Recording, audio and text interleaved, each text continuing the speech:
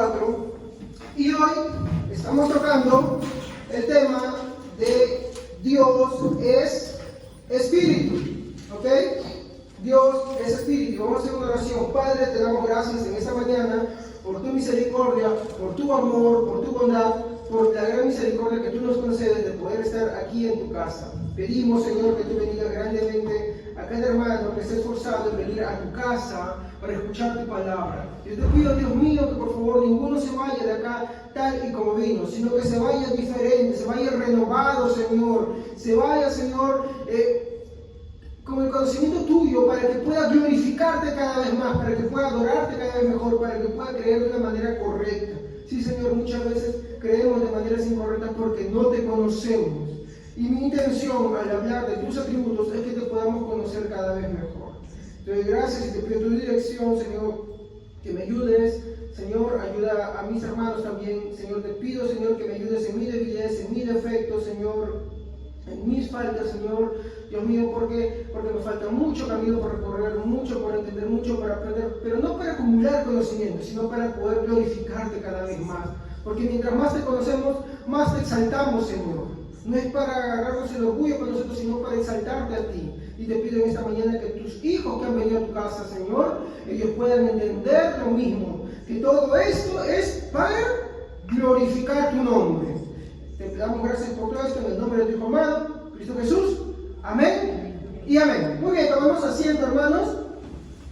Y estamos continuando con el tema de Dios es Espíritu.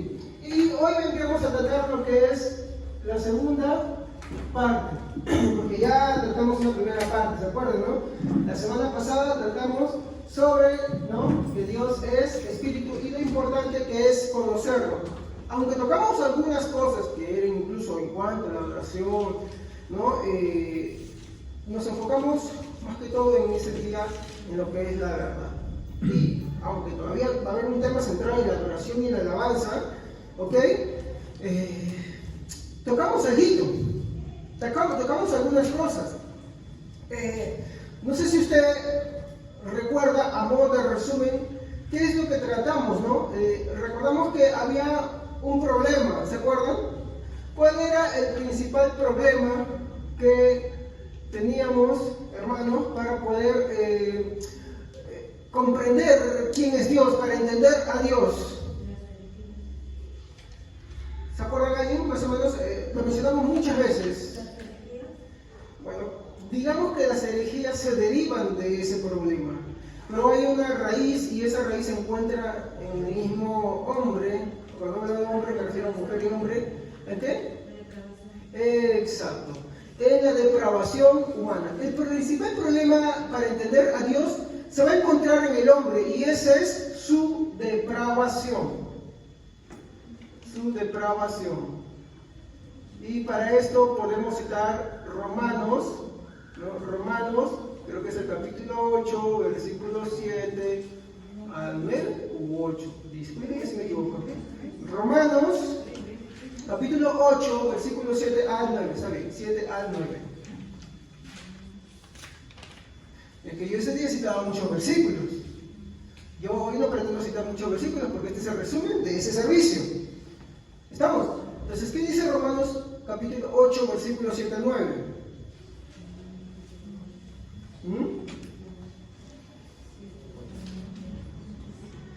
Por cuanto los designios de la carne son enemistad contra Dios, porque no se sujetan a la ley de Dios ni tampoco pueden.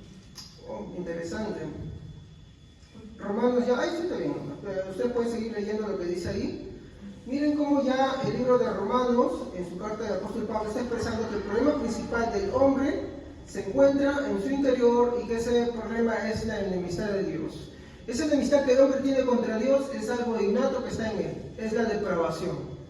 Y si usted continúa leyendo lo que Romanos nos dice, es impactante el mensaje que nos va a mostrar. Yo voy a citarlo acá en la versión que yo tengo, esta es la pechita, miren lo que dice. Ya que la forma de pensar que es de la carne, miren lo que está diciendo, la forma de pensar que es de la carne, ¿qué cosa es? Muerte. Acá está diciendo que es algunos ser humano ha nacido con la gracia previniente, ¿no? Un hombre llamado Wesley escribe en un sermón, dice, ¿no? Todo ser humano que ha nacido nace con la gracia previniente de tal manera que puede aceptar y rechazar. No, aquí no habla de la gente que nace. ¿Qué dice? Que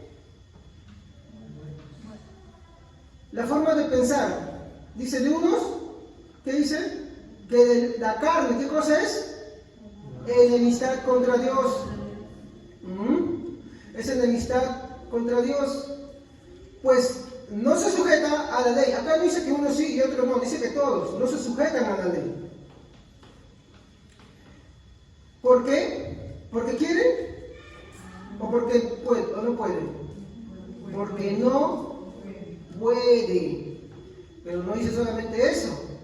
Dice, y los que están en la carne no pueden agradar a Dios. Ellos no quieren porque no pueden. No es que quieran y puedan. No, es que ellos no quieren porque no pueden. Y podemos seguir citando muchos versículos que vamos a mostrar que su querer es inválido, que su forma de pensar es inválida, y con esto se acaba la discusión. Esa es la forma de pensar del hombre, y no podemos, mi hermano, por querer decir, no, pues bueno, si sabes que no, hay una islita, y entonces empezamos a aparecer personas que empezamos a creer que nosotros somos los causantes de la fe o que contribuimos con algo para eso. No, eso está mal, eso es incorrecto. Ahora, esto nos llevaba a pensar que de tal manera que cuando el hombre, mi hermano, quiere acercarse a Dios, no puede, a menos de que Dios haga algo, ¿no? Entonces, cuando el hombre, ¿no?, quiere creer en Dios, ¿cómo lo hace? ¿No? ¿Cómo lo hace? Claro. Cuando él cree, lo hace, ¿cómo? Claro, a su manera, perspectiva, su propia forma de pensar. Cuando el hombre quiere creer en Dios, lo hace a su manera. Entonces, para eso va a haber muchas formas en las que lo va a hacer. De hecho, justamente por eso estoy tratando de los atributos de Dios. Porque al tratar de los atributos de Dios, nos vamos a ir dando cuenta de que muchas de las cosas que nosotros creemos en Dios está basado en lo que nosotros pensamos, deducimos, pero eso está mal, eso es incorrecto. Para esto podemos citar, ¿no?, Romanos 1.23, y Romanos 1.23 que nos habla, ¿no?, de que por esta causa viene la ira de Dios, porque ellos cambian la gloria de Dios por imagen de lo corruptible. ¿Estamos? Entonces, cuando hablamos de imagen de lo corruptible, hablamos de hacer algo a imagen de algo, no sea de ave, cuadrúpedos o de norma a ser creada. Pero hacer una imagen de escultura no es la única forma de deteriorar la forma de Dios, que es espíritu. También es que cuando nosotros, sin necesidad de ser un ídolo, sin necesidad de ser una escultura como lo hacen los romanistas, creemos en Dios. Cuando nosotros creemos en Dios, a nuestra manera, a nuestra propia forma de pensar, yo pienso, yo creo, y eso está en contra de lo que la Biblia dice, eso también es idolatría. Y entonces nos damos con una gran sorpresa.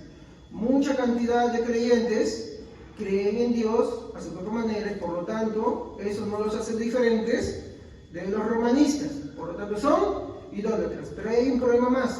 Ese Dios en el que están creyendo no es el Dios de la Biblia. Y si yo no creo en el Dios de la Biblia, que es el único, que es el autor y consumador de la fe, por consiguiente, ¿estoy salvo o estoy condenado? Está condenado.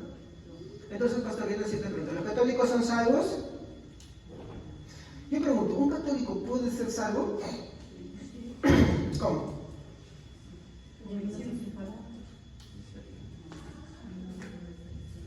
¿Existe en el error?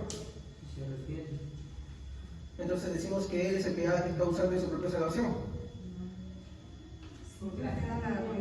Muy bien. Por gracia.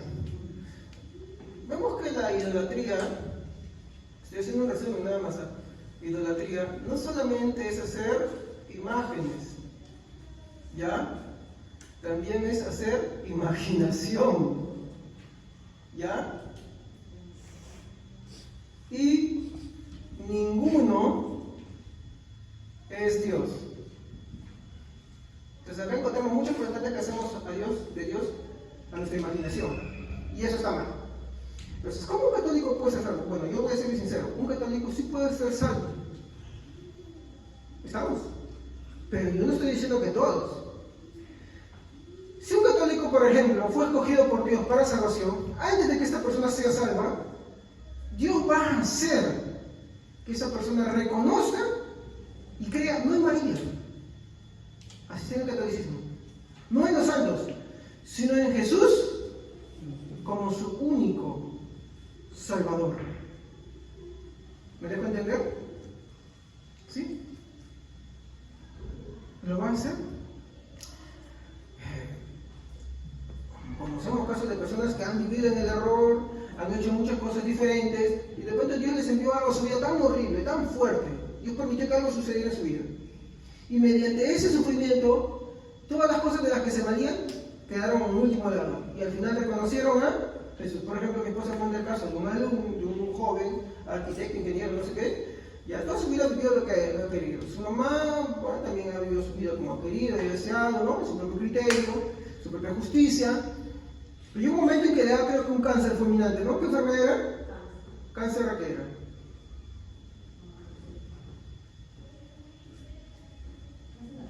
Cáncer al colon, ¿no? Un mal muy común en estos días. Entonces le dio un cáncer al colon. ¿Y qué pasó? Bastó que alguien le dijera, no, dile que se entregue a Jesús.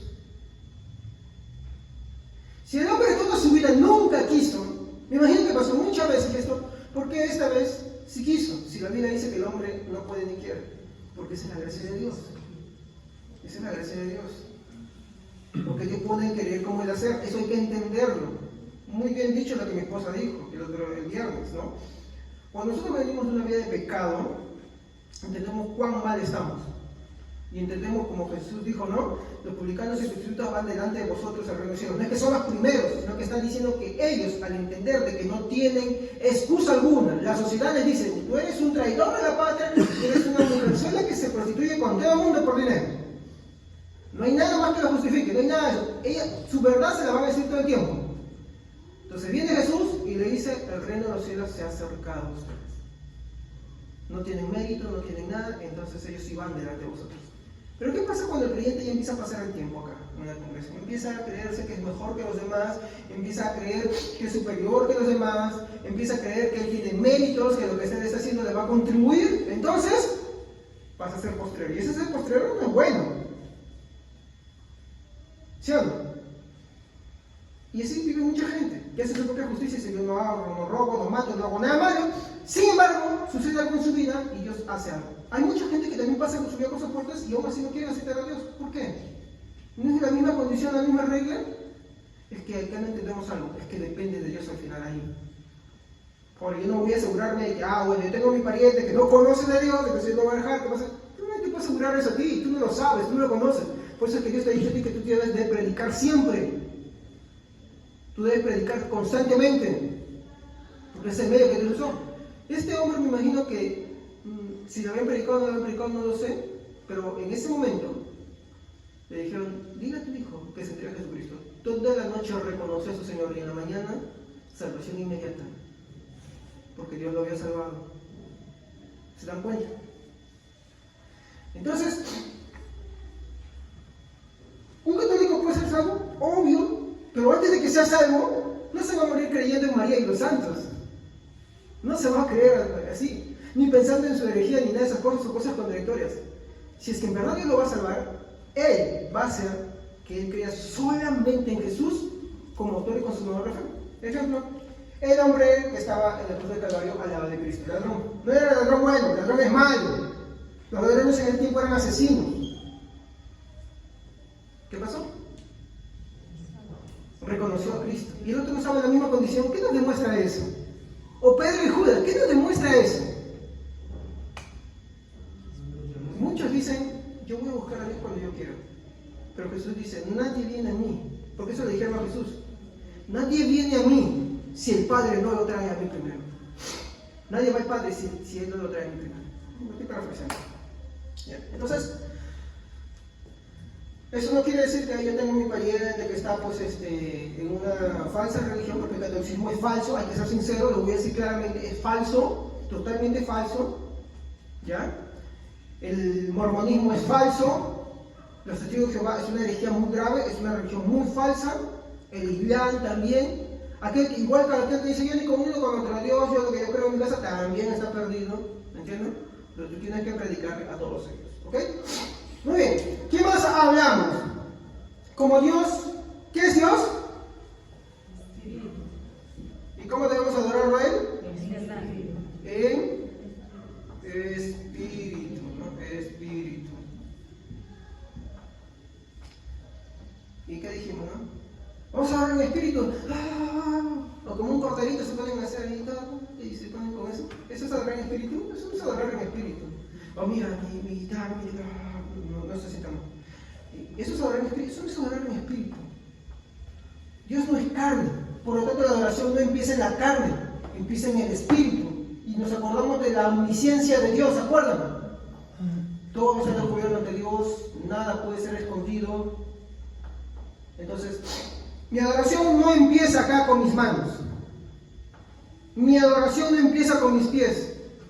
Mi adoración no empieza con lo que yo pase. Yo no estoy diciendo que esté mal derramar una lágrima, el Espíritu Santo nos va a sentir cosas lindas, hermosas, pero eso no es el indicador.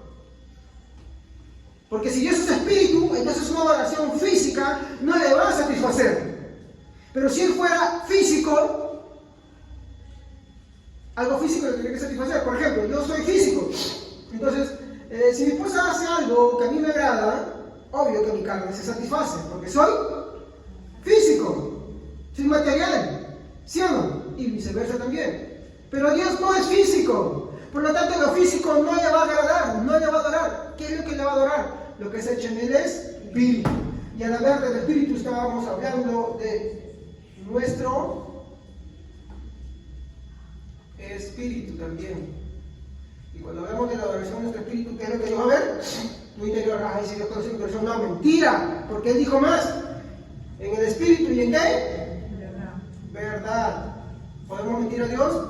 No. Te puedes mentir a ti mismo, pero no le puedes mentir a Dios. Entonces Dios ama la verdad en lo íntimo, en lo secreto. Él ama la verdad.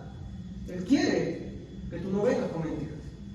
Y hablábamos que, pues bueno, tú cuando acá a la casa de Dios, obvio que en esta mañana habrás pecado de muchas maneras, más de las sabías todavía. Entonces Dios quiere para empezar tu adoración que sea en espíritu, ¿no? O sea, que Él explora hasta lo más profundo de tu espíritu, porque Él es espíritu, ¿me entienden? Y a su vez, Él ama la verdad. ¿Cómo has venido en esta mañana? ¿Con mentiras? Te has dicho, Señor, gracias, te doy, tú eres lindo, tú eres precioso. ¿Y qué es lo que has hecho? La verdad, Señor. Muy bien. Y como dije, no, nada se le puede ocultar. Por eso estamos en Salmo 51, versículo 4 al 5, ¿no? Porque Él ama la verdad, Salmo 51, 6, y que no nos podemos engañar para con Dios. Salmo 139, versículo 23. Salmo 139. ¿Cómo se adora en espíritu? Ahí vamos a responder. Ahí justo. Salmo 139, 23. Muy buena pregunta, porque si es de verdad es interesante. Todos queremos saber cómo agradar a Dios. Salmo 139, 23. Amén. Apropiadamente a Dios y sondea mi corazón. Ponme a prueba y sondea mis pensamientos. Oh, miren lo que ha dicho el versículo. Miren atentamente lo que está diciendo. En Salmo 139, específicamente el versículo 23. Oh Dios, mira, reconocido a Dios, ¿cómo empieza? Oh Dios, examíname. Examíname. ¿Y qué más dice? Conoce mi corazón. El salmista David, cuando pecó, dijo: yo he pecado, confieso que soy pecador. En pecado me concebió mi madre. Tú amas la verdad en lo íntimo. Cuando dice tú amas la verdad en lo íntimo, no está para ofrecer, lo que está diciendo es que David estaba reconociendo lo que en verdad es él, que no solamente él había pecado en ese momento, sino que su pecado era más profundo todavía, que simplemente lo que había hecho en ese momento era la evidencia de que todo su ser estaba corrompido, que el pecado llegaba hasta lo más profundo. ¿Es verdad? ¿Cómo debemos adorar a Dios? En verdad, ¿cómo usted ha venido acá? Yo le pregunto, si usted dice, bueno, yo estoy bien con Dios, entonces usted es un mentiroso. ¿Por qué? Porque primero de Juan, ¿qué nos dice? Hijitos míos, Dios es luz y ninguna tinieblas hay en él. Si alguno dice que no ha pecado, le hace el mentiroso. ¿Sí o no? ¿Correcto o me equivoco? Pero no es lo único que dice, ¿no? Es que Dios, mi hermano, también reconoce, ese Dios reconoce su maldad y se refugia en Cristo. ¿Quién puede leer el versículo 24? Versículo 24. Ve si hay en mí camino de perversidad, y guíame en tu pasión eterna. ¿Se dan cuenta? Miren la autorreflexión que está haciendo el salmista acá. Dice, y mira si hay en mí camino engañoso. Mira en mí si hay un camino engañoso. Mira en mí si hay perversidad. ¿Y qué más? Bueno, otro dice, examíname y condúceme por tu camino eterno. ¿Qué está reconociendo acá el salmista? Que él, obvio, hay muchas cosas que puede que no se estén dando cuenta y le está pidiendo, Dios, examíname. Dios, hazme ver, por favor, y llévame por el camino de verdad. Entonces, ante la pregunta de la hermana, ¿cómo se adora a Dios? En espíritu. Y acá decimos, ¿Dios es físico? No, Él es espíritu. Entonces, algo físico no le va a satisfacer. ¿Qué le va a satisfacer? Algo que está hecho en el espíritu. Entonces, cuando vemos del espíritu, sabemos y entendemos que como Dios es espíritu, Él lo escudriña todo. Nada se puede esconder a Él. Acuérdense de la omnisciencia. Y ahí viene el siguiente punto. Verdad. Él quiere la verdad. ¿Tú has venido hoy día? ¿Cuál es la verdad de ti? Ay, Señor, yo soy bueno. Entonces estás hablando como el publicano. Perdón, como el fariseo. Señor, te doy gracias porque yo soy esto, aquello, lo otro y esto. Se está haciendo un currículum. Eso es una adoración incorrecta. Entonces, ¿cómo se adora en espíritu y en verdad? Pues bueno, reconociendo que nada de lo que tú hagas físicamente ni cómo tú presentas lo va a satisfacer. Lo que le va a satisfacer es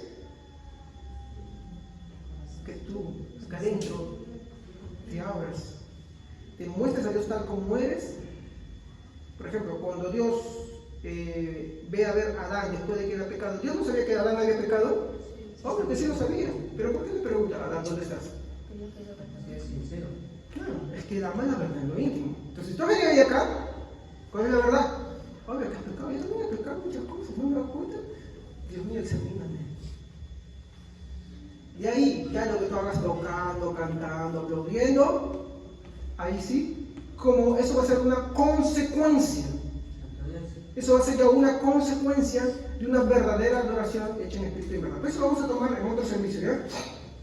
Porque tengo un servicio más sobre este mismo tema de Dios espíritu, sobre la adoración correcta. ¿Ok? Hasta ahí nomás. ¿Está respondida la pregunta, hermana?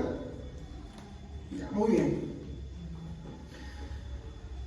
Entonces, acá es donde que continuamos, ¿no? Vamos a continuar,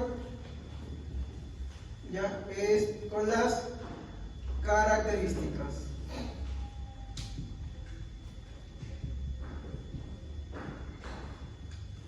Vamos a continuar acá con las características. Eso es lo que hablamos la semana pasada, ¿no? Antes de continuar, me hicieron una pregunta. Cristo dijo, no me toques porque aún no he sido glorificado. ¿Ok? ¿Se acuerdan? Ya, muy bien. Vamos a responder esa pregunta de manera muy rápida. ¿Qué es lo que dice la Biblia? Vamos a buscar la versión Reina Valera, nada más Reina Valera, por el momento. En el Evangelio de Juan, versículo 20-17. Ahí es para poder responder esta pregunta rápidamente.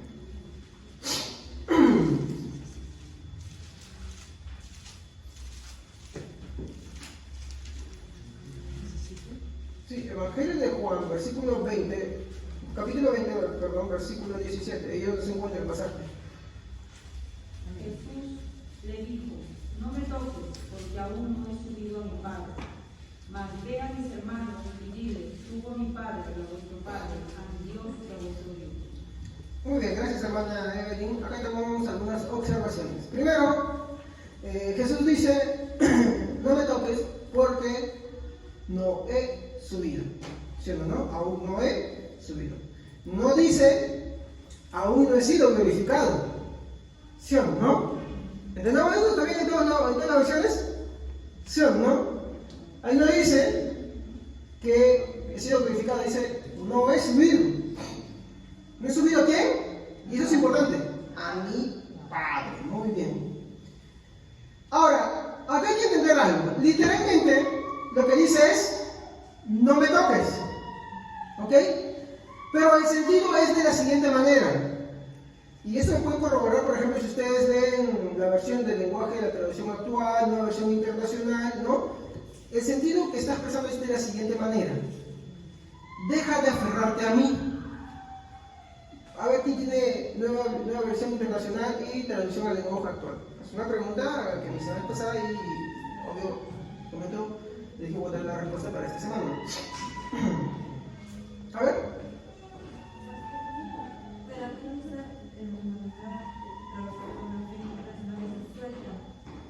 Sí, léelo, por favor. Suéltame, porque todavía no he vuelto al Padre. Ven aquí a mis hermanos y diles, vuelvo a mi Padre, que es Padre de ustedes, a mi Dios, que es Dios de ustedes. Muy bien. La traducción al lenguaje actual. ¿Qué dice la traducción al lenguaje actual? Traducción viviente también. No, la traducción viviente. La traducción viviente dice lo mismo que la Reina Valera, creo, ¿no? No te aferres a mí, dijo Jesús, porque todavía no he subido al Padre, pero voy a buscar a mis hermanos y diles, he subido a mi Padre y al Padre de ustedes, y a mi Dios y al Dios de ustedes. Muy bien, sí, dice, bueno, casi lo mismo que dice la nueva versión internacional, ¿no? Entonces, ¿qué es lo que está diciendo en este sentido? A ver, esto es importante, porque sí, la respuesta la encontré en una Biblia de apologética, porque este versículo ha sido usado muchas veces mal entendido para afirmar que Jesús no había, cuando apareció ante María Magdalena, él no estaba en cuerpo. Pero entendamos algo. María, ese es el contexto, busca el cuerpo de su maestro, o sea, ¿no? De Jesús. Y cuando busca el cuerpo de Jesús, ¿qué es lo que pasa? Él ve a los que están ahí y le dicen, por favor, si ustedes han visto el cuerpo, díganme dónde está y yo me lo voy a llevar. ¿Estamos? Entonces, en un momento Jesús se le aparece, no la reconoce, y después, no, Jesús se manifiesta a María, ¿no? ¿Y qué hace María? Se aferra a sus pies. No lo suelta. ¿Y qué es lo que Jesús le está diciendo? O sea, por ejemplo, a ver, digamos que tú te quieres ir a trabajar, pero tus hijos vienen, si tienes un hijo o un niño que te quiere mucho, ¿no? Agarra y se aferra a ti. Entonces, ¿qué haces tú si ya tienes que ir a trabajar? ¿Qué le dices? Suéltame porque tengo que ir a hacer mis cosas. Jesús tenía que cumplir una agenda, tenía que ir a hacer lo que debe ser en 40 días y de ahí reunir a sus discípulos y ascender. Y le dice María, ya suéltame, déjame ir. Él no está diciendo que Él resucitó y de ahí se va a bajar. No, porque ese es un sentido que muchas veces se ha tomado de esa manera por una palabra que la Biblia no está diciendo ahí. Yo también tenía la oportunidad de Javi, no dice que aún he sido glorificado. Sí, a mí también me lo han glorificado de esa manera. ¿No? Entonces, por eso es bueno, otra vez les digo, tener varias Biblias y compararlo. Esa es la respuesta a esa pregunta. ¿Estamos? Cuando Jesús resucitó en un cuerpo glorificado. Él no dijo que aún no había sido glorificado. Él dijo, suéltame María, déjame ir María, porque aún no he subido a mi Padre. ¿Estamos? Esa es la respuesta. Muy bien, entonces continuamos, ahora sí continuamos, y quiero poner una de las primeras características.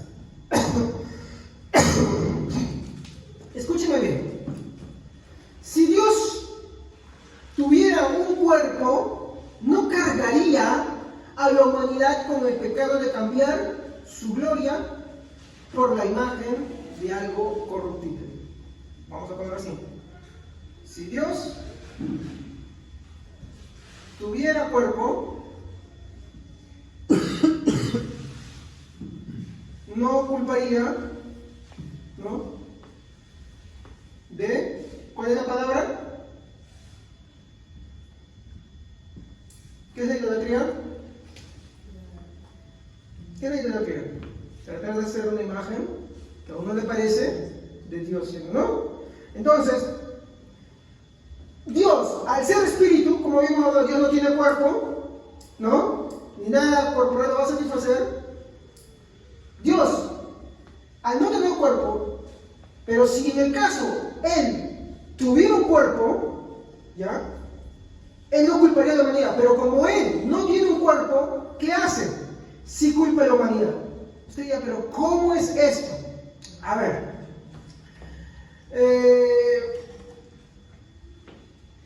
Quiero poner un ejemplo. A ver.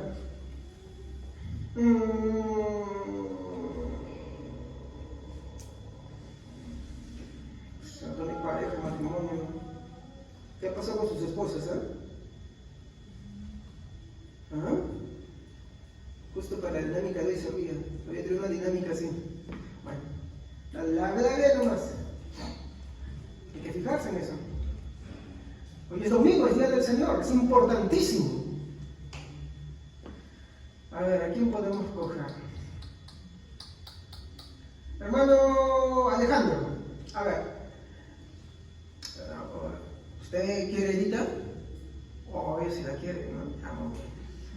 Digamos que Edita agarra y hace, usted le dice, ¿no? Por ejemplo, escuche, me pasa que el ejemplo seguía teniendo dos parejas casadas.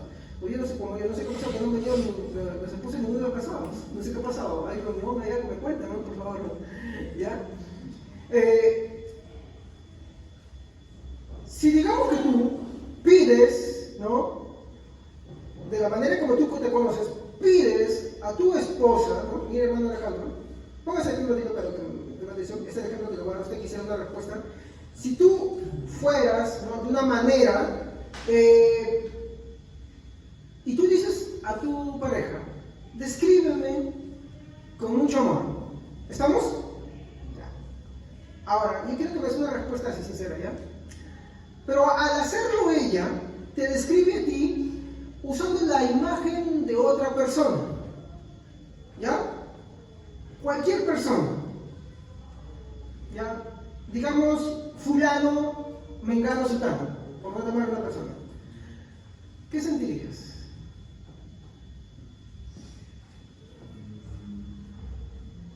Diría decepción. Ya, gracias, hermano.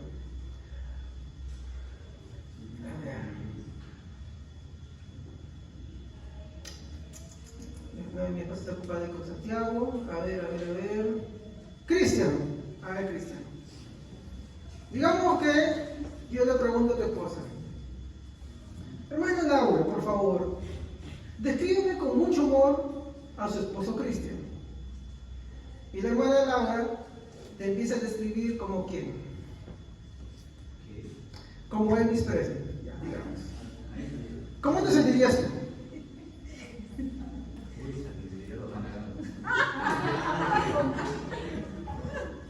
¿Seguro? Porque yo dije con mucho amor. ¿Seguro? ¿Seguro? Ese eres tú. O sea, porque si tú estás diciendo eso, mira bien la explicación de lo que tú dices. Tú estás diciendo que esa persona, y no tú, merece el respeto, merece el amor, con todo lo que eso implica.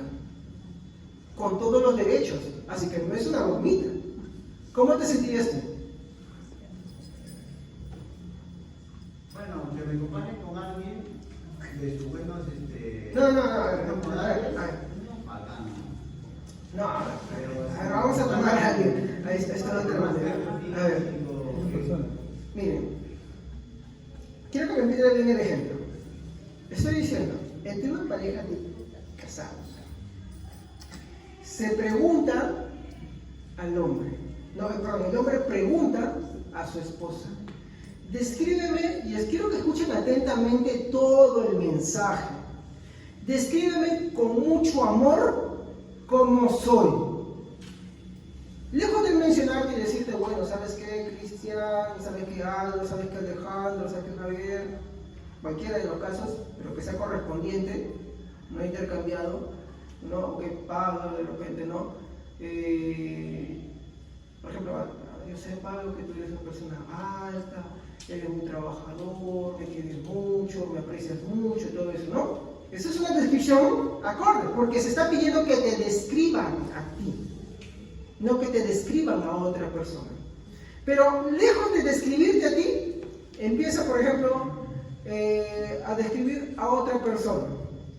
No sé, para ser más práctico, vamos a tomar a otra persona, ¿no? Digamos, mire, es que el ejemplo es bien duro, por eso quería tener estos casos ya. Digamos así, le pregunto a la hermana Evelyn, descríbeme a mí, con mucho amor. Pero ella toma las características físicas y personales de otra persona. Como por ejemplo el hermano Aldo, el hermano Pablo, ya digamos, yo no soy Aldo, él tiene otras características, ¿sí o no? Físicas y emocionales también, de todo tipo. Mira que la pregunta que se te dijo es, descríbeme con mucho amor.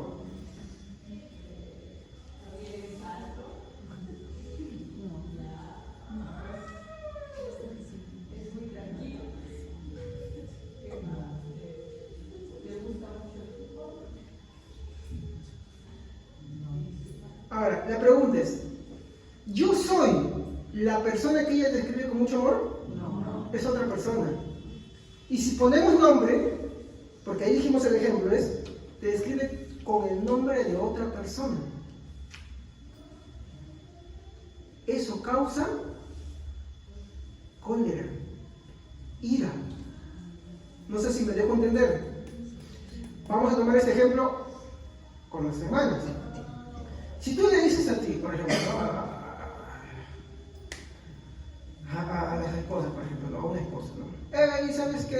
Ella me pregunta, Javier, descríbeme, ¿no? Entonces yo le voy a decir, ¿no? ¿Sabes qué? Mire, para empezar, no le voy a decir, le voy a decir, Miriam, tú eres Miriam, y tú, qué sé yo, eres deportista, me encanta que seas deportista, amo que te guste cocinar.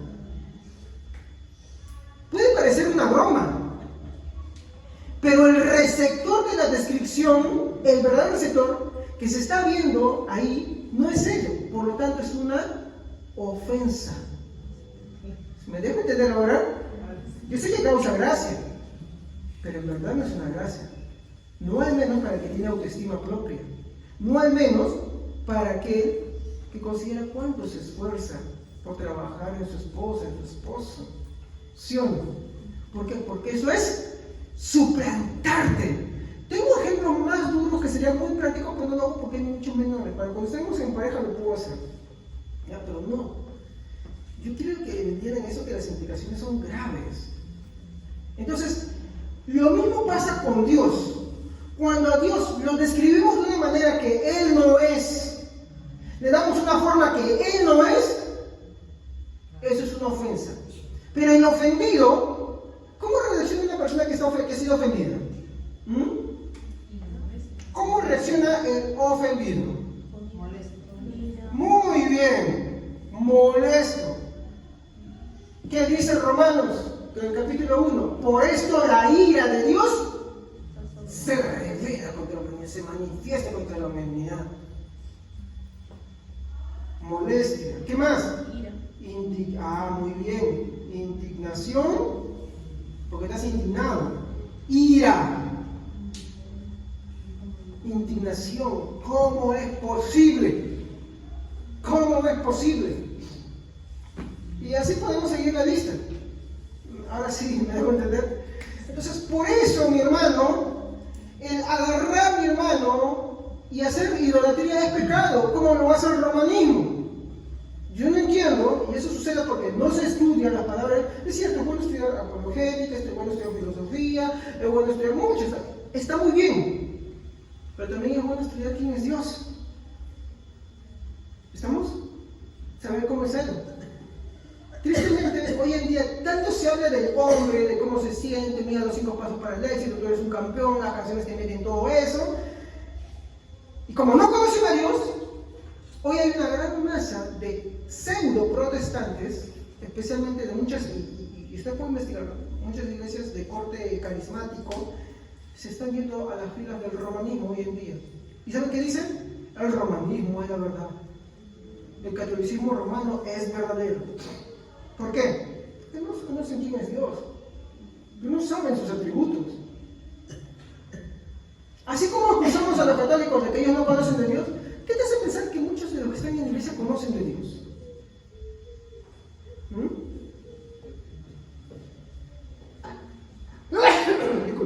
Conocerán mucho de los pasos que son para el éxito. Conocerán mucho de qué hacer para sentirte bien o que tú eres grandioso y maravilloso. Pero de Dios es terrible. Es por eso que estos temas a la gente no les gustan, no les agradan. Es que si tú dejas de ofrecerle de ellos mismos y no le das algo que esté vinculado con ellos, simplemente ahí se queda. Muy bien. Entonces, esto, mi hermano, a Dios le provoca indignación. Esto mismo pasa, mi hermano, con Dios, y por eso Jesús dijo algo en Juan 4:22. ¿Qué dice Juan 4:22? A ver, vean Juan 4:22. Y ahí viene otra vez la respuesta a la hermana Genoveva, que nos preguntó algo. A ver quién lo puede leer alto. A ver. Ustedes los samaritanos saben muy poco acerca de aquel que adoran, mientras que nosotros los judíos conocemos bien a quién adoramos. Porque esa lección viene por medio del estudio.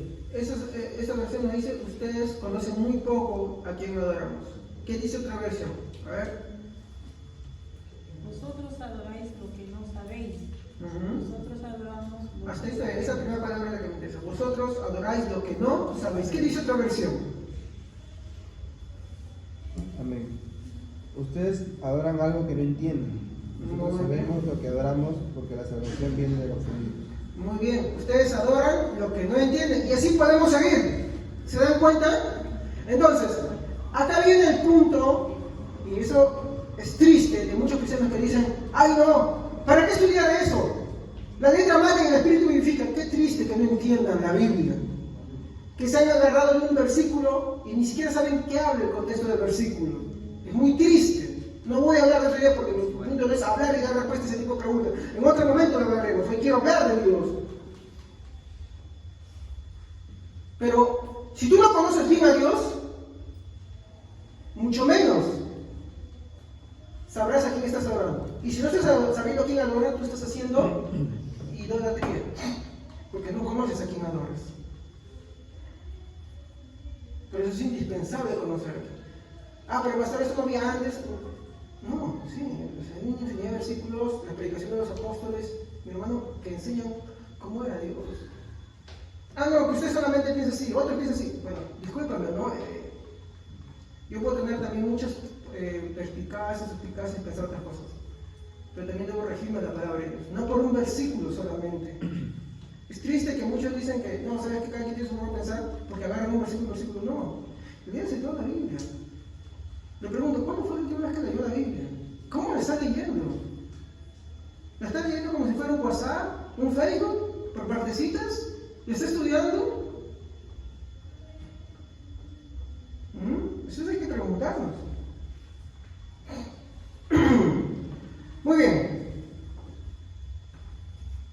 Entonces, como le dije, así como esto es ofensivo, como el ejemplo que tomé del hombre, esto es ofensivo para si un hombre o una mujer, también de la misma manera es ofensivo para Dios, ¿ok? Entonces, hasta ahí terminamos ese punto.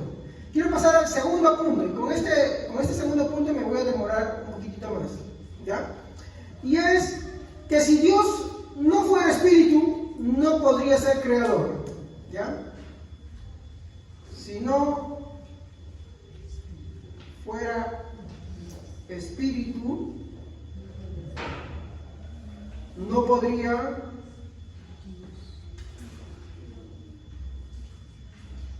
podría ser creador.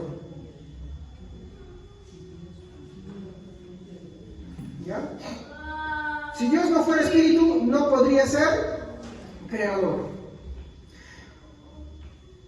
Cuando nosotros empezamos a explorar este tema de por qué Dios es espíritu y las implicancias que lo tiene, se nos caen esos cuentitos que te dicen, no, ¿sabes qué? El Dios madre, ¿sabes qué? No, Dios es hombre, ¿no? Porque la Biblia dice que cuando habla de Dios dice el Padre, y como dice el Padre, ellos piensan que eso está refiriéndose a un hombre cuando no entienden que eso es un título, ¿ok? Entonces, ahí se caen esas cositas, por eso es importante ver este tema. ¿Por qué es importante que Dios sea espíritu? Porque si Él no fuera espíritu, no podría ser creador. Entonces acá vamos a tomar algunos ejemplos, ¿no? Para poder ver este punto, ¿ya? Muy bien. Quiero partir por el ejemplo de un hombre, ¿ya? Vamos acá a empezar por el hombre. Voy a tomar 3 ejemplos. El hombre, ¿ya? Quiero preguntarles algo a ustedes. Antes de empezar esto, ¿cómo es la creación?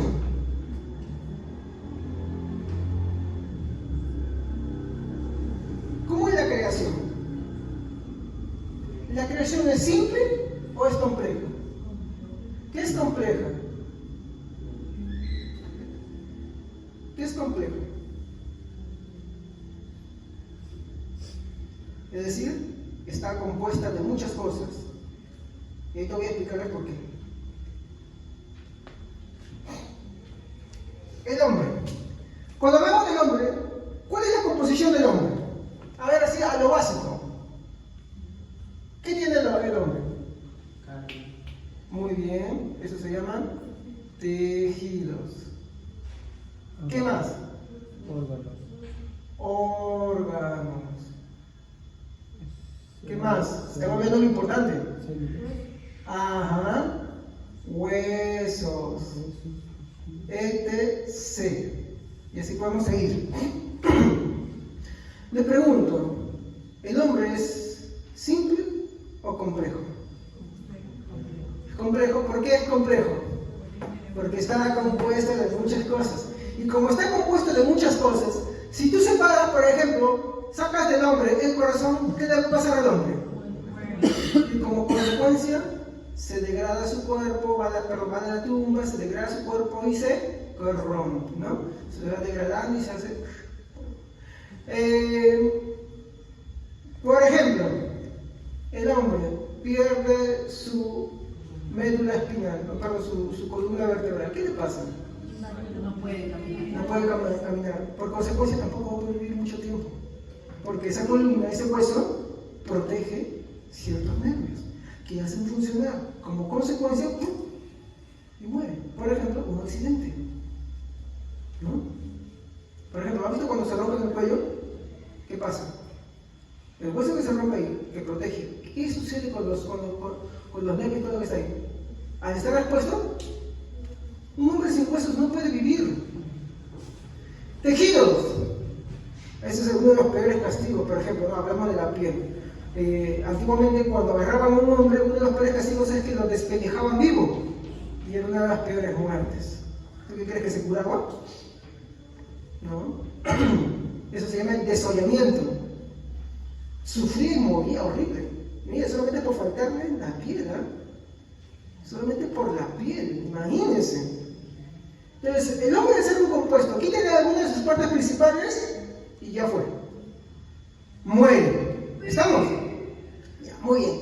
Ahora, pero quiero preguntar acá. Acá vamos a hacer una pregunta. ¿Cuál es su origen? ¿Cuál es el origen del ser humano compuesto?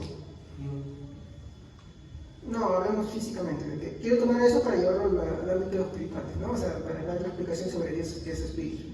¿Cuál es el origen?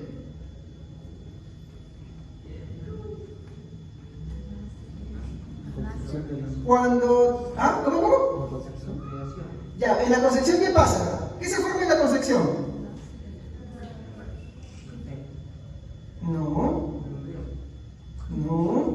una única célula.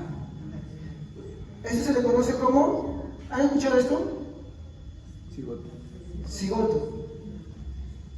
Cuando el óvulo y el espermatozoide de la mujer se unen, ¿saben ustedes que no se hacen muchas células de arranque? Se hace una sola célula. A esta célula se le conoce como célula totipotente.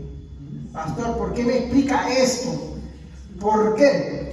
Porque muchos feministas, supuestamente defendiendo, dicen: ay no, pero eso es el feto o el cigoto, es un conjunto de células nada más, es como sacarse un beso de piel. No.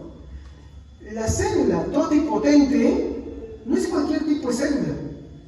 No es como arrancarse un poco de células de acá, o una célula de acá, y la célula totipotente, que es la célula del resultado de la unión del espermatozoide y el óvulo de la mujer. ¿Sabes cómo la vamos a conocer? Como célula... Ajá, muy bien, célula madre. Entonces, ¿por qué es una célula madre? Porque de esa célula se van a multiplicar y de ella van a ramificar todo tipo de órganos. ¿Sabían ustedes eso? Por eso es que las células madres hoy ya son cotizadas. ¿Por qué? Porque las células madres tú puedes agarrar y derivar, para los distintos procesos, el tratar de poder recrear algunos órganos de diferentes maneras, porque tiene la capacidad de ser totipotente, que puede diversificar en muchas cosas, porque es el principio. Entonces, cuando el óvulo de la mujer y el espermatozoide del hombre se unen, forman una única célula, que se le conoce como célula madre o totipotente. Así que ya saben, cuando una feminista o un profesor por ahí, esos modernitos, les dicen: no, eso es un conjunto de tejidos. No, no es un conjunto de tejidos.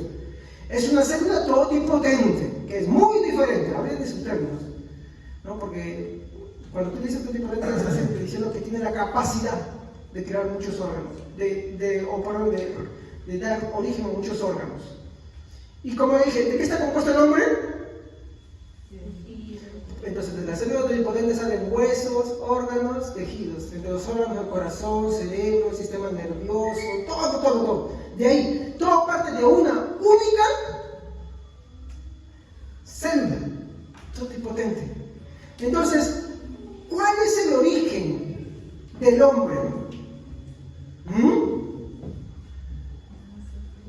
Su origen es simple y único. Vamos a ver, ¿cómo es la célula?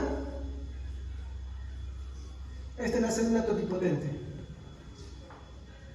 Una pequeña, simple, básica célula. Y después pasan los días o las horas y empieza ¿qué cosa? Dividirse, ¿sí o no?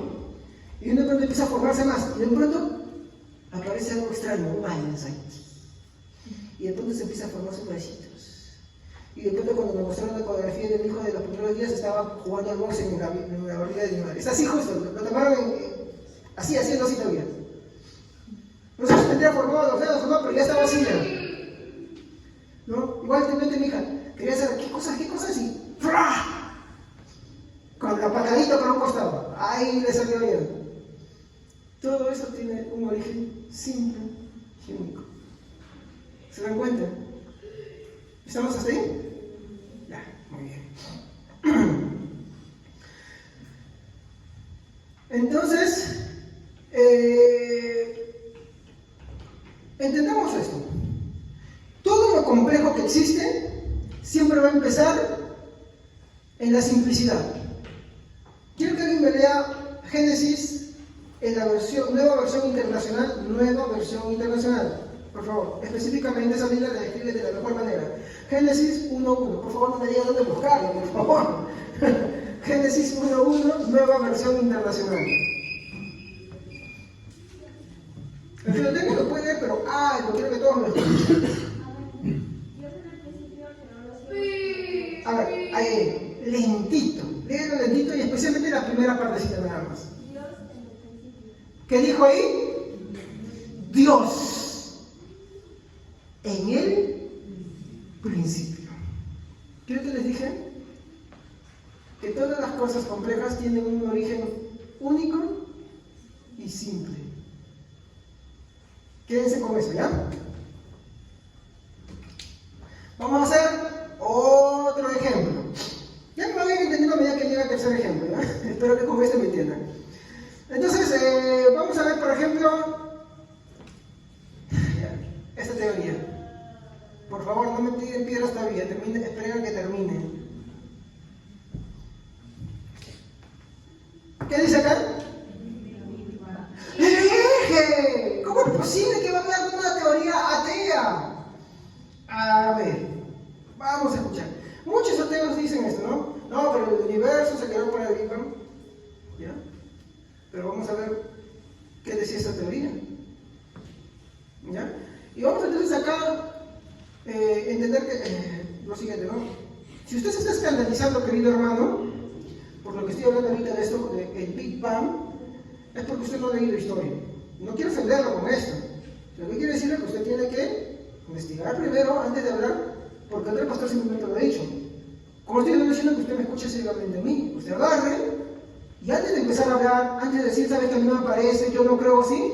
Usted investigue. Porque si usted habla bajo lo que a usted le parece, usted está mal. Yo tampoco puedo hacerlo. Tengo que estudiar para esto, tengo que investigar, tengo que ser serio. ¿Estamos? Entonces, muchos hermanitos, que yo los considero hermanos de verdad, tristemente, ni siquiera saben por qué es esto. Ni siquiera saben cuál es su origen. Yo les voy a dar ahí un poquito. ¿Ya? Pero eso pasa porque no han estudiado historia nunca. Nunca han leído. Van a descubrirse cómo jugar Fortnite, cómo jugar al StarCraft, cómo jugar al Gumbao, qué dice el amigo por el WhatsApp, qué dice mi amigo que vamos a hacer por el Face, un montón de cosas. ¿Ya? Pero nunca se ponen a agarrar y a ver temas importantes. Entonces, antes de que usted se escandalice, quiero decirle que usted sabe quién descubrió esta teoría del Big Bang. Es un joven llamado, ¿no? Es un joven belga. Para empezar, es belga. ¿Ya? Y su nombre era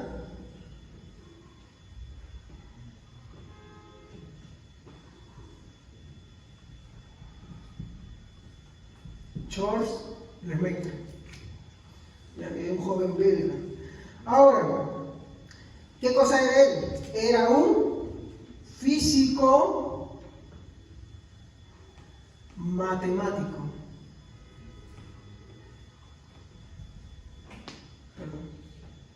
Era un físico matemático. ¿Ya? ¿Ahí estamos bien? Ahora, ¿qué propuso él? Que fue un escándalo en su momento, pero después los que mismos se escandalizaron, después lo respaldaron y desde ahí hicieron muchas teorías. ¿Qué es lo que propuso él? No fue el nombre así, esto lo pusieron después, porque era una burla, este nombre es una burla. Pero después se quedó con ese nombre y así se hizo conocer. Pero la teoría que él propuso originalmente se llamaba átomo primigenio. Pastor, ya está hablando en lengua. Átomo primigenio. Es importante. ¿A usted le interesa defender la fe? ¿Sí? Hay que defender la fe correctamente. Eso es importante para eso. No me desvió de mi tema, por si acaso. Entonces, ¿qué es lo que dijo él? Miren lo que dijo él. En un tiempo en el cual se decía que el universo era eterno, ¿qué dijo él? El universo no es eterno. Miren lo que dijo. El universo no es eterno. Esa teoría quería demostrar esto. El universo no es eterno. ¿Qué más dijo? Tuvo un punto de origen. ¿Está viendo lo que está diciendo? Tuvo un punto de origen. ¿Y de ahí qué cosa? Se expandió y se hizo y sigue expandiéndose. Entonces, ¿qué es lo que dijo él? A ver, el universo empezó en un punto. A él lo llamó, ¿eso qué lo llamó? Átomo primigenio, ¿sí o no? Pero de ese punto ahí, ¿qué pasó? Surgió como una explosión y se expandió, ¿sí o no? Se expandió. ¿Y qué pasa? Sigue expandiéndose. Ustedes dirán, está ya predicando ateísmo, ¿no? Ustedes.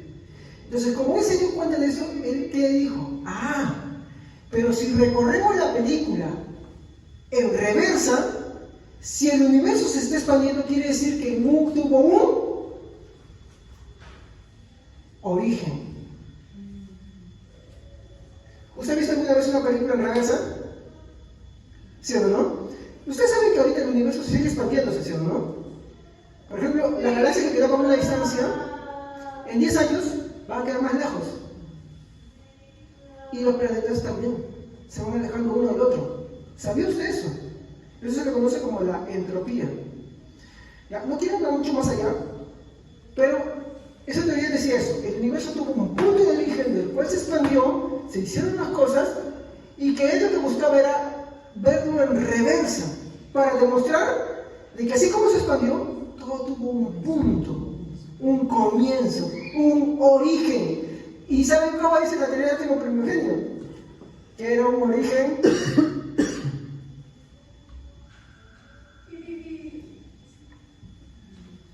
otra vez esa palabra, simple y único. Obvio, a George Lemaitre hoy en día se le conoce como el padre de la cosmología moderna, y quiero decir algo más, era un sacerdote católico. Muy bien. ¿Y qué buscaba él? ¿Qué cosa quería? Demostrar la existencia de Dios.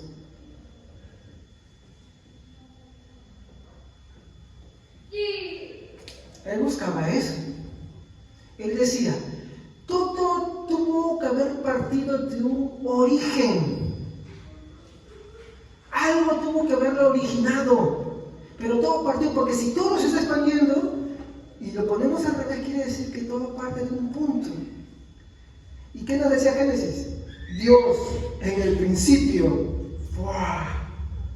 Y si hoy usted lee un poquito sobre cómo son funcionando las galaxias y todo eso, hermano, usted va a darse cuenta que sí, se están expandiendo. Y en un momento, no sé cuándo, dejará. Y el universo, bueno, según lo que dice diciendo ahí, ¿no? Se enfriará y empezará así, ¿no? Y más cosas, no quiero entrar por ahí. Pero eso es lo que nos habla esta teoría, y que nos dice que al final el universo tuvo un inicio simple y único. ¿Se dan cuenta? Cómo a veces no saber cómo se originan estas cosas. Entonces, vivimos todavía, a mí me enseñaban así, no, ¿cómo es posible que esto? No, esta teoría la inventó un sacerdote católico. Bueno, no la inventó, sino que él la descubrió. Y después otros científicos, cuando vieron, por ejemplo, Hebel, no me acuerdo su nombre, discúlpeme, pero creo que es unos 20 años después, estaba leyendo, él, cuando estudia con un telescopio potente, sí se da cuenta de que sí, el universo se está expandiendo, se están alejando los unos de los otros. Entonces demostró. Einstein, ¿de dónde creen que sacó su teoría de la relatividad también? Este es su origen, pues. Pero primero lo contradecía. Pero después, ya. Muy bien. Ahora pasamos al tercer. Muy bien. El sistema solar, ¿de qué está compuesto? A ver.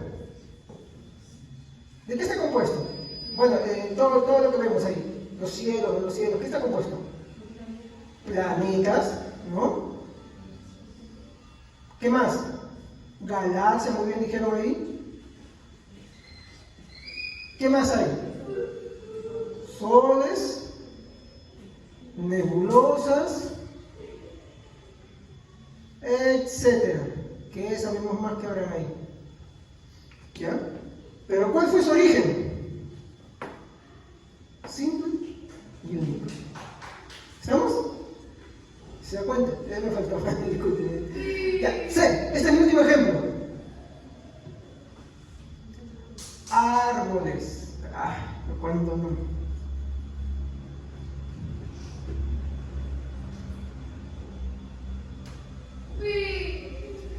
Yo quiero preguntarles acá. Ya en base a todo lo que hemos visto, ¿cómo es el origen de un árbol? Semilla. Muy bien. A ver, corrígeme si me equivoco. Ya vamos a hacer una semillita de... ¿Cómo se llamaría esto? No. Café. Café, ya. Café. Ya, digamos. Pero, cuando vemos algo, podemos decir que el origen de un árbol es una simple, y también vamos a aplicar única, porque tú sacas de 3 semillas de café un árbol, no.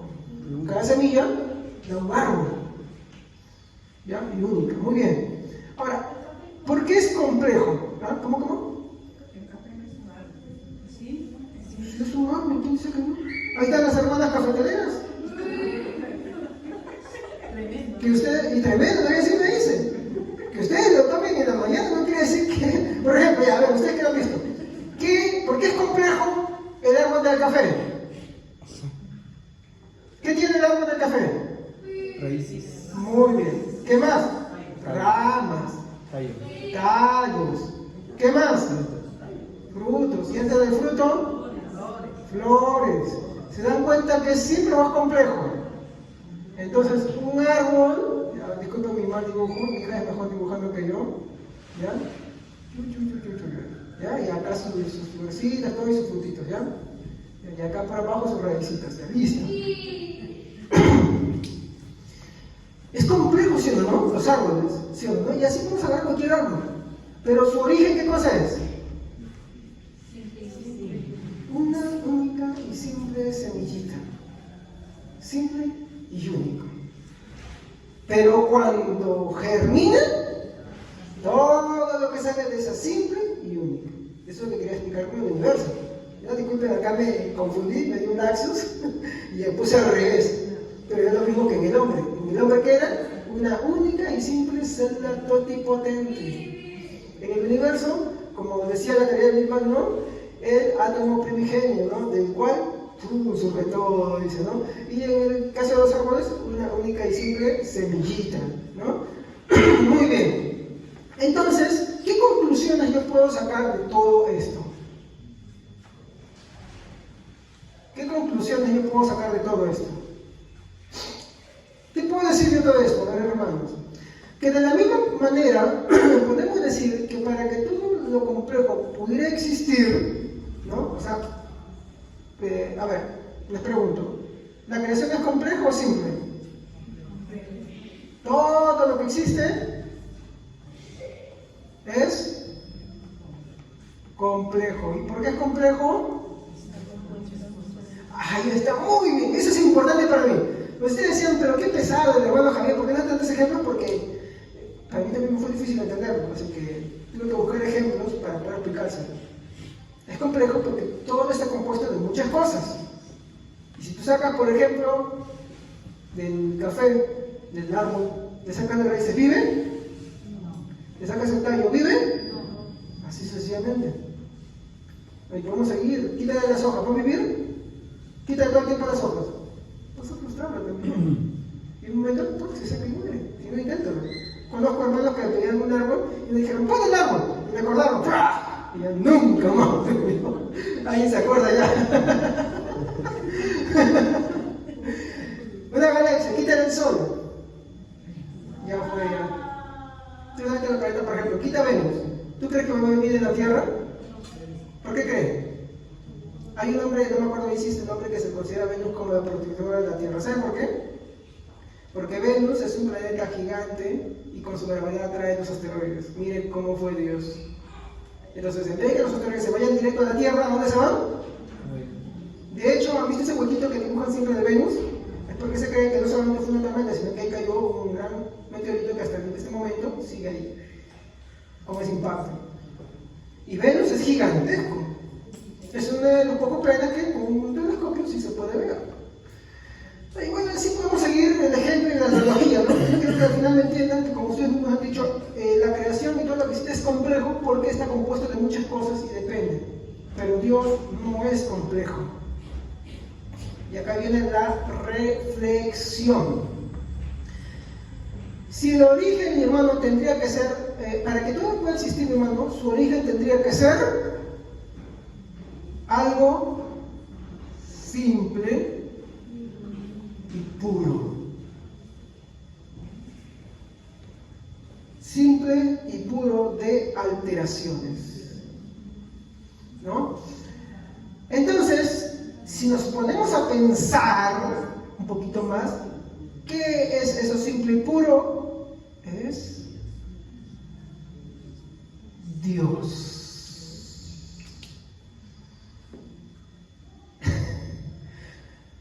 ¿Por qué Dios es espíritu? Porque su espíritu divino es simple y puro. ¿Por qué es simple? Sí, es uno. ¿Pero por qué es simple? ¿Cómo empezamos diciendo este tema? Dios no tiene, porque el cuerpo está compuesto de muchas cosas. Y si tú sacas algo de eso, se degrada. Pero Dios no. Por eso necesariamente Dios tiene que ser espíritu. Muy bien. Ya con eso yo estoy satisfecho. Sí, por eso necesariamente Dios tiene que ser espíritu. Y porque si no fuera espíritu, nada podría ser creado. Así como para que el ser humano sea formado desde una única célula, su origen tiene que ser simple y puro. Así como para que en la teoría, por ejemplo, es una buena teoría, es muy válida, la teoría del Big Bang, el origen del universo tuvo que ser algo simple, como el átomo primigenio, o como en los árboles, la semilla tiene que ser algo chiquito y único, simple. De la misma manera, para que todo esto, incluso de lo cual parten las cosas, para que esas cosas, y hay más ejemplos que puedo tomar, no solamente de esto, para que todo eso pueda venir es necesario que tenga un origen, no solamente que sea simple, sino que también sea puro totalmente.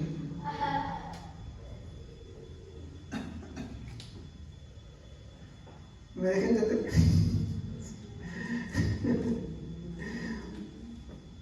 Muy bien. Entonces, eso es Dios. Hebreos 12, 9, la última parte de la sección B. Hebreos, esto lo podemos aplicar al ejemplo del hombre, ¿eh? Hebreos 12, 9, eso no es 6, es B por si acaso.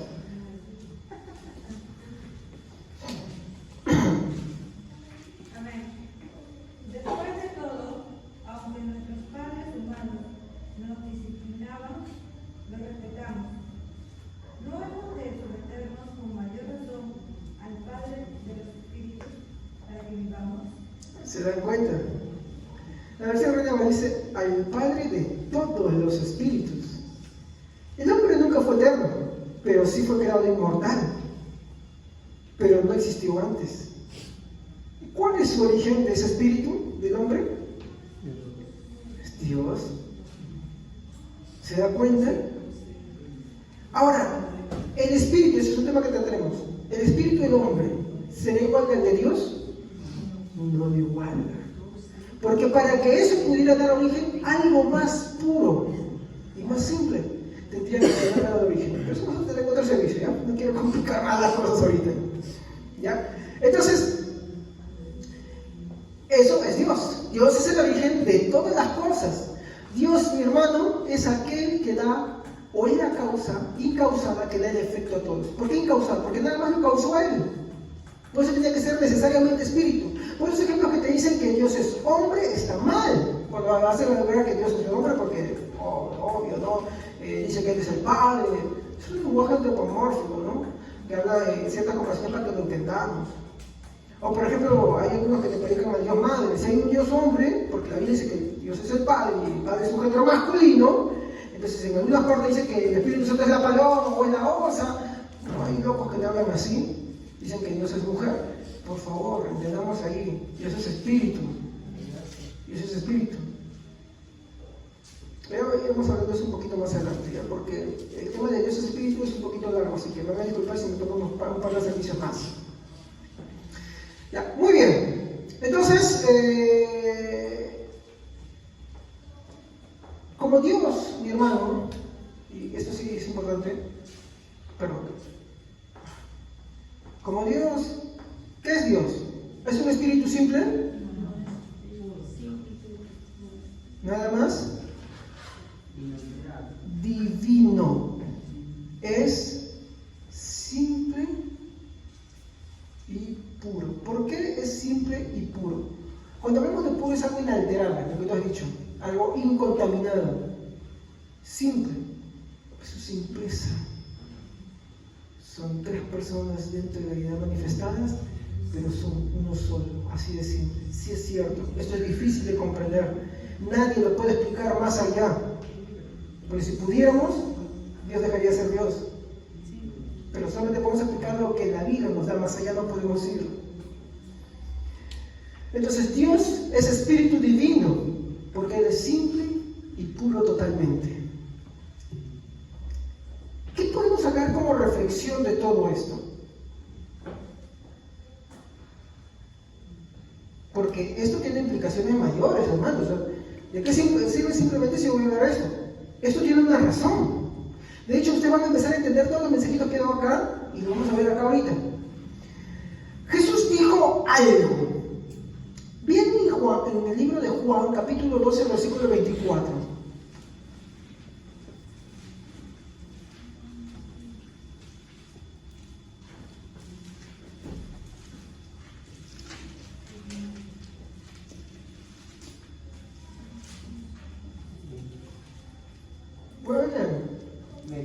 Les digo la verdad, el grano de trigo, a menos que sea sembrado en la tierra y muera, queda solo. Sin embargo, su muerte producirá muchos granos nuevos, una abundante cosecha de nuevas vidas. Si la semilla no cae a tierra, estoy resumiendo, y muere, queda sin fruto. Eso está en Juan. Muy bien.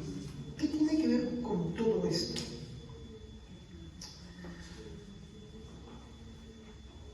A ver. En el servicio pasado yo dije que Dios, ¿qué cosa es? Espíritu, ¿no? El Padre, el Hijo y el Espíritu Santo son, ¿qué cosa? Uno solo. Y es espíritu. Ah, pero falta algo más. ¿Qué también dijimos? Que la segunda persona de la Trinidad, siendo simple y puro, ¿qué hizo? Cuando hablamos de la segunda persona de la Trinidad, ¿de quién nos referimos? Cristo. De Cristo, muy bien. ¿Qué hizo? Murió. No, antes de eso. Se hizo. Exactamente, se encarnó. ¿Ya? Muy bien. Entonces, se hizo hombre a nuestra semejanza, pero con una diferencia. Siempre claro. Y acá hay cosas que ver. ¿Por qué hizo esto? Porque si Jesús no se encarnaba, la segunda persona de la Trinidad no se encarnaba, sin encarnación, hermanos, hay que entender algo. Sin encarnación no hay. Exacto, acuérdense. Eso es importante, ¿eh?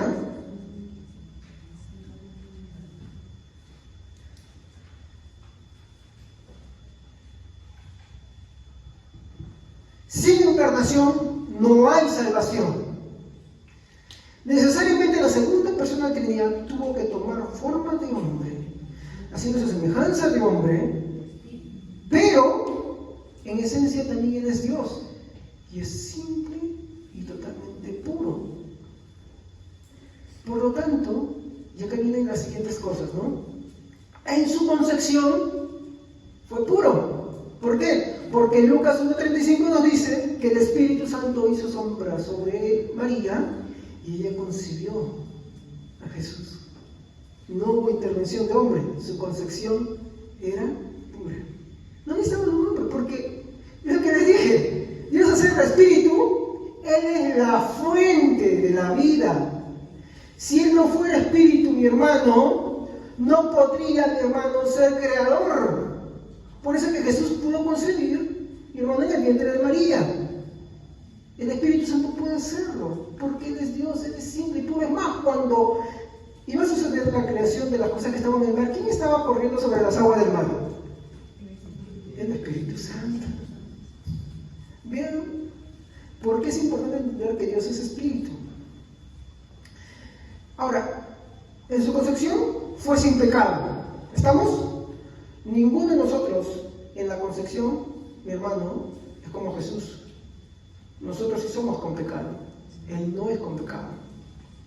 Por eso es que la Biblia dice, así como por un hombre todos perecieron, así también por un hombre seremos vivificados. Está hablando de Cristo. ¿Qué más? En su tentación fue puro. Hebreos 4:15 dice que no tenemos un sumo sacerdote en el cual pueda compadecerse de todas nuestras debilidades, uno que fue tentado como nosotros, pero sin pecado. Sí, fue tentado. Acá no hay nadie que me vaya a decir, ¿sabe qué? Mire, no, ¿sabe qué? Jesús no tuvo que pasar como yo, que tiene que trabajar. ¿Se cree que José murió cuando tenía, mi hermano, 15 años Jesús? ¿Quién cree que tiene que ser su responsable? Y la Biblia dice que Jesús tuvo hermanos, porque José y María se unieron y tuvieron hijos. ¿Quién cree que tenía que mantener? Y discúlpeme, aquella persona romanista que dice que no, que Jesús, lo siento, pero tenía que ser responsable. Así que sí lo sufrió. Tuvo que trabajar, tuvo que mantener a sus hermanos. Sí, él no solo sufrió, como para que nadie tenga excusa. Nació pobre, sí, para que nadie tenga excusa. Me humillaron, para que nadie tenga excusa. Ay, no, pastor, pero es que Jesús nunca estuvo casado. ¿Ah, no? ¿Ah, no? Él no sabe lo que es estar viviendo con una mujer que no quiere estar conmigo, que se bota todas las noches y no quiere estar conmigo. ¿Ah, no? ¿Ah, no? ¿Qué dice la Biblia sobre Jesús? Que Él es el esposo y Él es su iglesia. Y Él se entregó por ella para presentársela pura y sin mancha. ¿Por qué cree que hace la comparación? Mire, a ver. Las relaciones íntimas entre un hombre y mujer son solamente una tipología para, ¿qué cosa? Expresar la unión que Dios desea tener. Esa unión íntima, afectiva con el ser humano, con su iglesia. ¿Me entienden? O sea, acá separamos la parte sexual. Hablemos, ¿qué es lo que motiva la parte sexual? Es, ¿qué cosa? El amor, la intimidad en ellos. Lo demás es una expresión de eso, pero es un tip para poder expresarlo así. Pero, ¿acaso su iglesia no es infiel? Pero no es egoísta. Por ejemplo, hay servicio hoy día. ¿Cuántos han faltado hoy día? ¿Cuántos han venido a la hora que han podido? O a la hora que han querido. Y si preguntamos, van a decir, no, sabes que ella estaba haciendo estas cosas, esto, aquello. Bueno, ay, no, me duele la cabeza, sabes que no, sabes que es que no es lo mismo. Entonces, Jesús no lo sabe, sí lo sabe. Porque la iglesia es su esposa. Y la iglesia es fría. La iglesia muchas veces es, ¿qué cosa?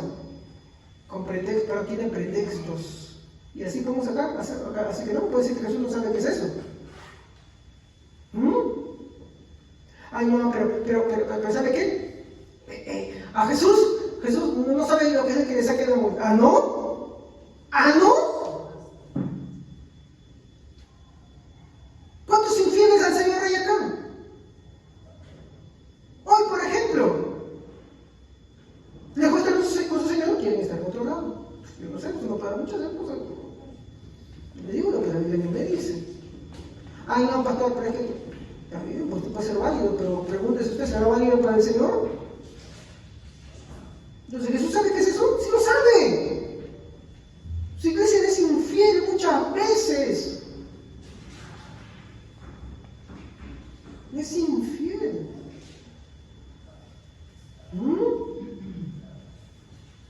Disculpe, me emocioné por ese lado. Pero en todo eso que fue, puro, sin pecado. No, pero eso sí la verdad. Jesús no sabe qué es que le humillen, porque a mí me han humillado, usted no sabe cómo, ni Jesús. A Jesús, mi hermano, cuando tú vas a ver en la Biblia, mi hermano, ese es un texto que sí me gustó, me encantó. Evelyn, si me puedes apoyar, 1 de Pedro, capítulo 2, versículo 22 a 23. 1 de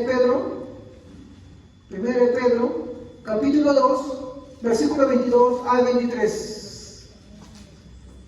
Este texto me encantó, hermano, cuando lo estaba leyendo. El cual no hizo pecado ni halló engaño en su boca, quien cuando le maldecía no respondía con maldición, cuando parecía no amenazaba, sino encomendaba la causa al juzga justamente. Lo humillaron, lo desnudaron, lo escupieron, lo flagelaron. ¿Qué más humillación que esa? Le escupieron en el rostro.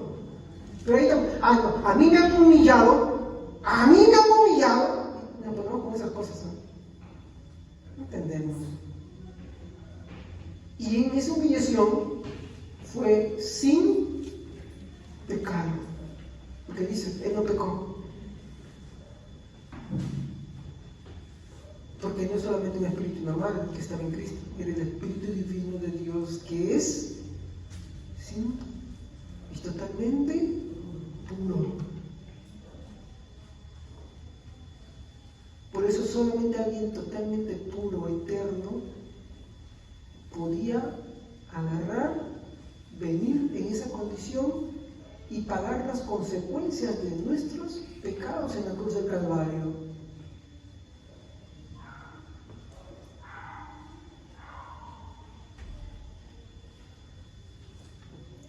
Aún así, Él siendo totalmente puro, el Creador y todo, aún así murió por nosotros. Aún así. Y esto es lo que me lleva a la siguiente conclusión, ¿no? Por eso, mi hermano, Él dijo que Él es la fuente de la vida. Evangelio de Juan 14:6.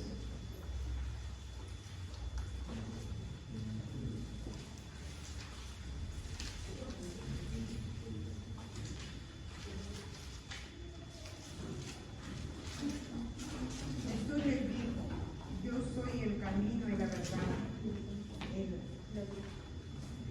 Y la vida. Nadie viene al Padre sino a mí. Si no es por mi vida, que se den cuenta otra vez. ¿Qué dice Jesús? Que Él es la vida. Ahora, miren lo que dice en el capítulo 12, versículo 24 del mismo libro. Dice, de cierto les digo, que si el grano de trigo no cae en tierra y muere, queda solo, pero si muere lleva mucho fruto.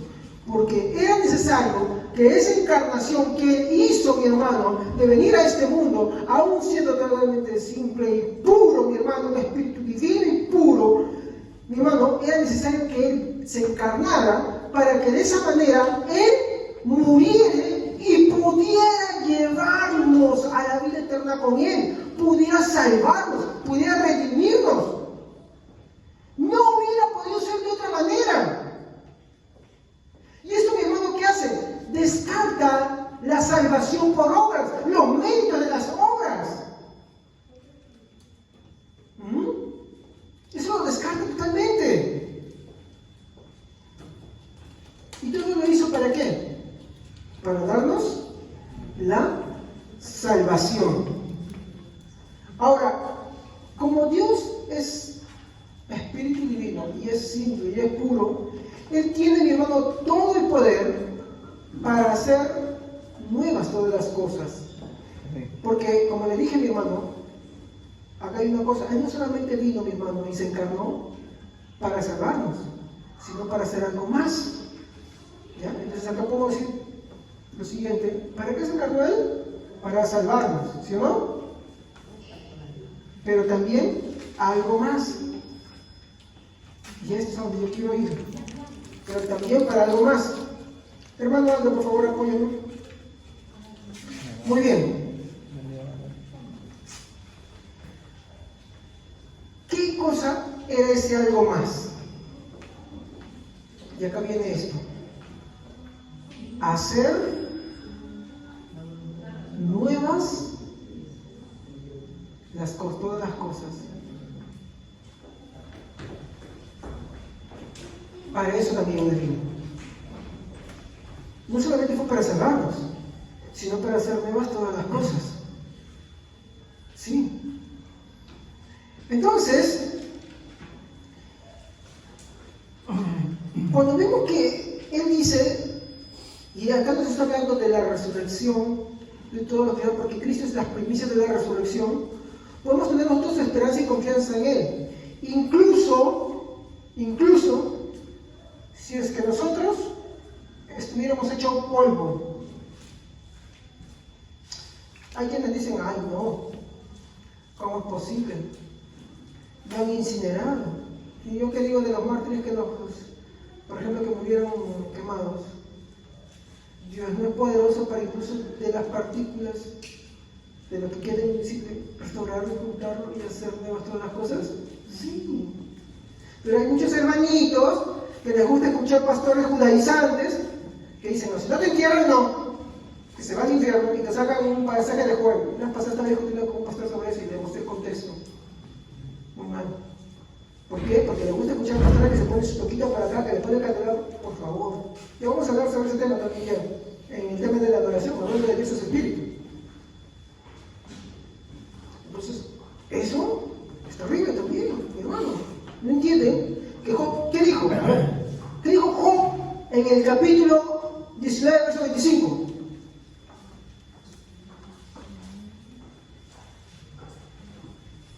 Job 19, 25. ¿Qué dijo? A ver, rapidísimo, alguien que me ayude. Vamos. Amén. Pero yo conozco mi defensor, él vive y al final saldrá victorioso sobre los que son polvo.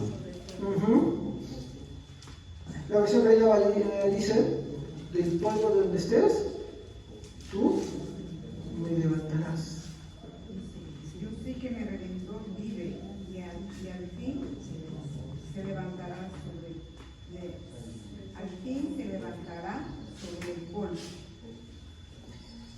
Nosotros, hermanos, tenemos que entender que esa es la importancia por la cual Dios es espíritu, porque Él es poderoso, mi hermano, para hacer todas las cosas. Él es poderoso para hacer todas las cosas. ¿Por qué? Porque su espíritu es totalmente puro, simple y divino. Por eso Él no puede ser hombre, Él no puede ser mujer. ¿Me entienden? Él no tiene una carne física. Y cuando usted se pregunta, entonces Cristo, es que Cristo tenía que encarnarse, la segunda persona de Trinidad tenía que encarnarse necesariamente para redimir al hombre. Esa fue la causa y el motivo. ¿Por qué? Porque un hombre tenía que pagar las consecuencias del pecado. Tenía que ser alguien y que no hubiera pecado, que viviera bajo las exigencias de Dios y lo cumpliera. Por eso sin Cristo no tenemos nada. ¿Qué más? Él es poderoso para incluso del polvo levantarnos. Él es poderoso como para que ahora podamos tener esperanza cuando afrontamos la muerte. Juan 11:25, por favor. A ver, los que no han leído. En la muerte.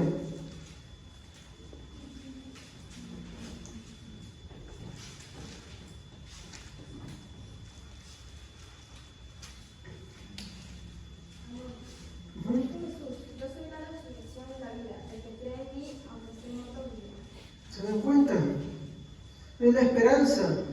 Todos le tenemos a la muerte, sí es cierto, magos, lo desconocido. Pero como cristianos tenemos algo más, tenemos esperanza. Esperanza cuando vamos a afrontar y ver un pariente que se va. Cuando nosotros estamos afrontando el último momento de nuestra vida, esperanza en Él. Porque a todos nos va a llegar la muerte, a todos. Ninguno nos vamos a liberar, a menos que el Señor venga, ¿no? Pero ninguno se va a escapar de eso. ¿Qué más? ¿Por qué tenemos esperanza en Él? Porque es algo que aunque del polvo que esté, Él nos levantará. Porque Él nos prometió que siempre estaríamos con Él.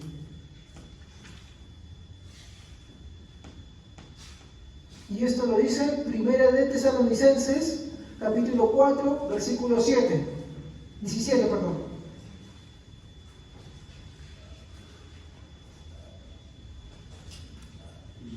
Versículo 4, capítulo 4, perdón, versículo 17.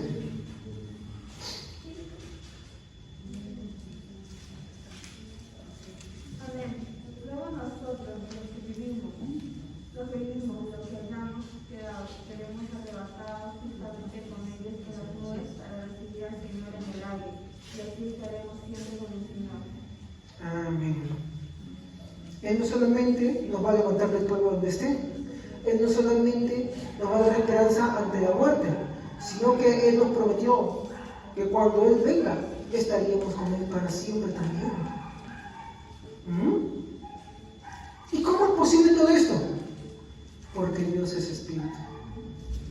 Porque si Él no fuera espíritu, Él no pudiera, ¿qué cosa? Ser creador. Y esa palabra también se puso como recreador, porque Él tomará eso también. La tierra también, la Biblia dice que un día, ¿Él qué hará? La recreará. Así había dicho: cielos nuevos, tierras nuevas. ¿Y cómo es posible eso? Porque Dios es espíritu, porque Él es la fuente, Él es puro. Porque de lo simple viene lo complejo. ¿Se acuerdan de lo que hablamos? De lo simple viene lo complejo. E incluso esto simple que en nuestro mundo material tenemos, eso simple procede de algo mucho más simple y que es mucho más puro totalmente. Y que es divino. Y eso es Dios, que es la fuente de la vida. Por eso Jesús dijo: el que cree en mí, aunque muera, vivirá. Entonces, si usted no cree eso, usted no está creyendo en el Dios de la Biblia, pues. Por eso es necesario que Dios sea espíritu.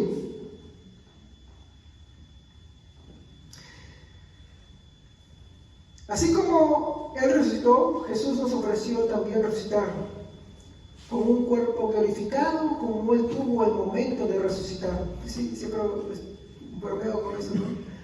No sé cómo seré yo, no sé, pero sé que mi hermano, cuando el Señor venga, sea que ya esté muerto, que esté vivo y venga, no seré como estoy ahora. ¿No? ¿Cómo seré? Pero como dije en el servicio pasado, si usted fue calvito, ¿en la regeneración seguirá siendo calvito? No lo sé, no lo sé.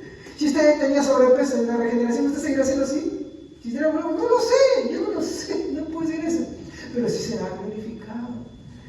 Por eso acuérdese, cuando estaba María Magdalena, cuando estaban los discípulos que iban camino de Maús, no reconocieron a Jesús. Jesús, ¿qué hizo? Les abrió el entendimiento y los ojos para que lo reconocieran. ¿Se acuerdan? Hablaban con Él, pues solamente sentía que su corazón ardía, pero no sabía quién era. Cuando, por ejemplo, estaba en el monte de la transfiguración y Jesús se transfiguró, dicen, ¿no? ¿Qué pasó? Apareció Moisés y Elías. Y como yo les dije, ¿qué pasó ahí? Es que Moisés estaba con su carrera, soy Moisés, y Elías al otro lado, soy Elías. Entonces Pedro dijo: este es Moisés y este Elías. ¿Cómo lo supieron? ¿Cómo lo supieron? Es que el Señor les abrió el entendimiento. ¿Cómo las madres reconocerán a sus bebés que murieron de muy infantes? ¿Cómo lo reconocerán si nunca lo vieron? ¿Cómo? Entonces, ¿no hay bebés? ¿No hay ángeles cuidando a bebés? ¿Cómo? Así como Pedro, Juan y Santiago reconocieron a Elías y a Moisés. Jesús no les dijo: ellos son Elías. Usted no dijo: mire, les presento a Moisés. Moisés, mucho gusto, ¿cómo estás, Pedrito? No dijo: eres Elías, Pedro, mucho gusto, ¿cómo estás? Pedro, mucho gusto, Elías, gusto conocerte, ¿me das tu autógrafo? No. Así no fue. No tenían un cartel tampoco. ¿Qué pasó? Les abrió entendimiento. ¿Se acuerdan cuando hablamos de don de sanidad? Cuando es una verdadera sanidad, cuando Dios hace un verdadero milagro, cuando Dios hace algo, Él lo hace a nivel completo. El ciego que no podía ver, ¿cómo sabía que había nacido desde nacimiento así? ¿Cómo sabía qué eran los colores, quién era o qué era o cómo eran las cosas? ¿Por qué? Porque Jesús no te restaura a medias. No te hace crecer un brazo supuestamente, ¿no? No te hace eso. Él cuando hace algo lo hace bien y lo hace perfecto. Pues yo me imagino que ahí en la resurrección, hermano, cuando Él verifique las cosas, porque Él las primicias de todo eso, si tú tuvieses un hijo que nunca conociste, porque murió de muy bebito, o que sabe, incluso lo abortaste y no te das cuenta, porque sucede también esas cosas, ahí lo verás, y te dirá, madre, aquí estoy. ¿Quién? ¿Tú lo verás? ¿Acaso no dirás, no, quién eres? No, pues lo reconocerás. Podrás reconocerlo. Por ejemplo, el chocomijo, todo eso, ¿no? Pero ahí que será un loro de repente, ¿verdad? Todo lo que no vea acá hablará ya. ¿Ah? ¿Sí o no? Hasta acá te dará de repente. Así son las cosas. ¿Por qué? Por esto. Porque Dios es espíritu y al ser espíritu Él es la fuente de todo y es necesariamente que Él sea espíritu para poder crear, regenerar, restaurar y hacer todas las cosas nuevas.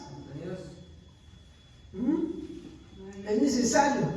Por eso que Jesús cuando vino, mi hermano, aunque Él vino como hombre y era 100% hombre, Él era sin pecado desde el momento de su concepción. Porque era necesario eso.